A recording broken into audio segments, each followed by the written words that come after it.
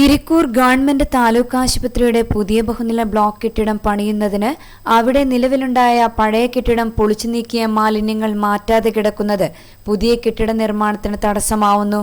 പൊളിച്ചിട്ട കെട്ടിട മാലിന്യങ്ങൾ നീക്കാത്തതിൽ കരാറുകാരനെതിരെ block panchayat president advocate Robert George Irikkur പോലീസിൽ പരാതി നൽകി. ഇരിക്കൂർ സാമൂഹ്യാരോഗ്യ കേന്ദ്രത്തിന് നബാർഡ് പദ്ധതിയിൽ ഉൾപ്പെടുത്തി 11.35 കോടി രൂപയുടെ നിർമ്മാണ പ്രവർത്തനങ്ങൾ തുടങ്ങുന്നതിനായി നിർദ്ദിഷ്ട സ്ഥലത്തെ പഴയ കെട്ടിടങ്ങൾ പൊളിച്ചതായിരുന്നു.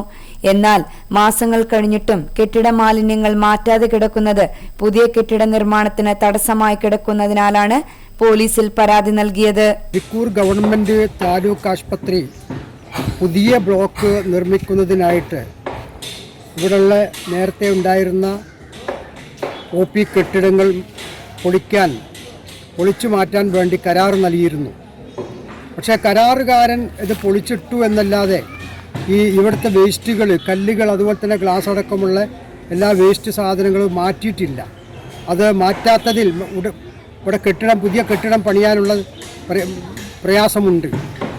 അത് അടിയന്തരമായിട്ട് ഈ വേസ്റ്റുകൾ ഇവിടുന്ന് മാറ്റണമെന്ന് ആവശ്യപ്പെട്ടുകൊണ്ട് ബ്ലോക്ക് പഞ്ചായത്ത് പ്രസിഡന്റ് കരാറുകാരനെതിരെ ഇരിക്കൂർ പോലീസ് സ്റ്റേഷൻ പരാതി നൽകിയിരിക്കുകയാണ്.